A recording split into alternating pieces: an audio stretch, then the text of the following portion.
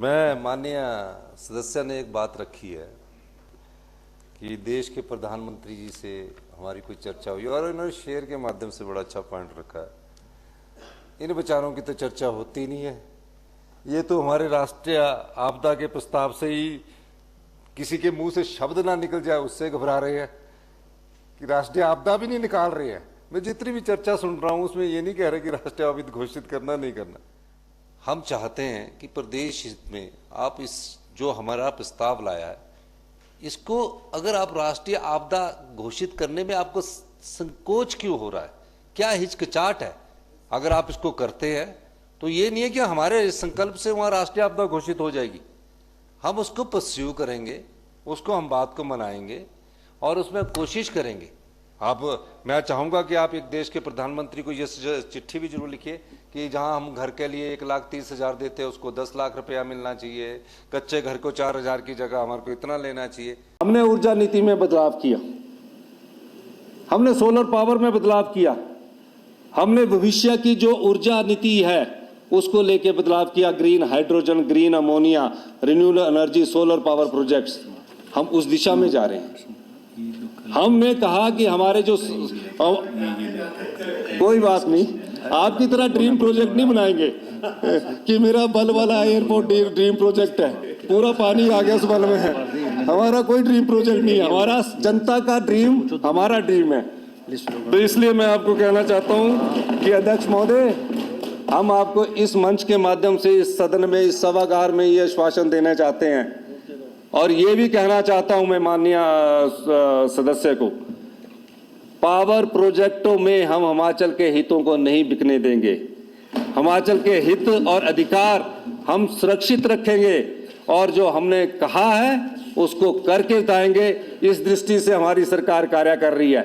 करुणामूलक आधार पर जितने भी लोग अभी रह गए हैं और जितने लोगों का, चाहे वो उसमें पेंशन का के कारण है या डिले के कारण रिजेक्ट हुए हैं, किसी भी कारण, इन सब चीज़ों का हमारी सरकार पहले से ही अध्ययन कर रही है और इसमें हमने एक कमेटी भी बनाई है और जो भी ये होगा हम सब करुणामूलक के साथ न्याय करेंगे। इस दृष्टिकोण से सरकार एक कार्य योजना लेकर आने वाले समय में आएगी। जो पॉलिसी ऊर्जा बनाई थी उसमें हिमाचल के हितों का, हिमाचल की संपदा का ध्यान नहीं रखा गया। हिमाचल की संपदा को लुटा दिया गया। हमारे पास संपदा के रूप में सिर्फ पानी है और जब पिछली सरकार की इन्वेस्टमेंट मीट थी और उस इन्वेस्टमेंट मीट में कुछ MOU हुए, हमारी सरकार ने कहा कि हम हिमाचल के हितों की अनदेखी नहीं होने देंगे। हमने पॉलिसी में आंशिक बदलाव किया और क्यों किया? क्योंकि जो हिमाचल के हित है, 75,000 करोड़ में ये राज्य कर्जे में है, 10,000 की लायबिलिटीज है और उसके बाद जो हमारा रॉ मटेरियल वाटर है उसको ही आप बेच रहे हो और उसमें भी कुछ नहीं कर रहे।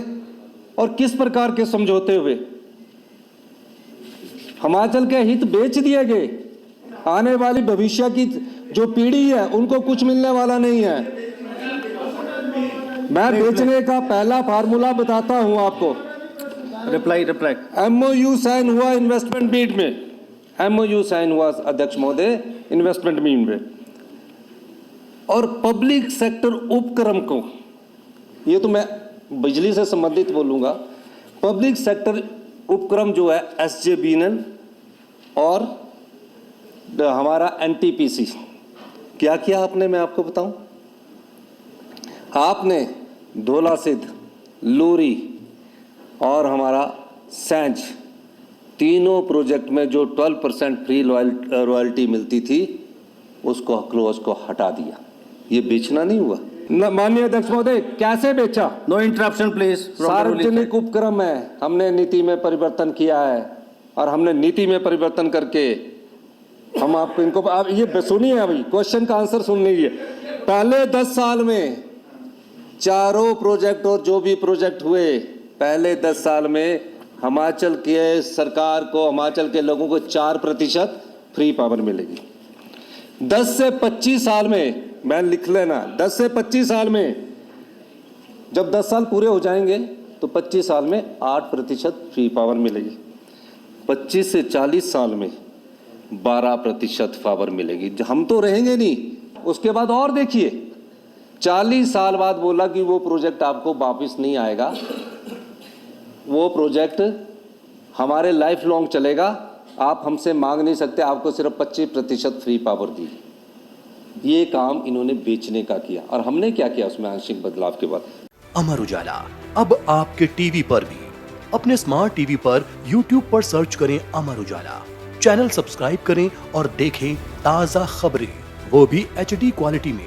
और हाँ, बेल आइकन दबाना ना भूलें ताकि हर खबर हो आपके घर।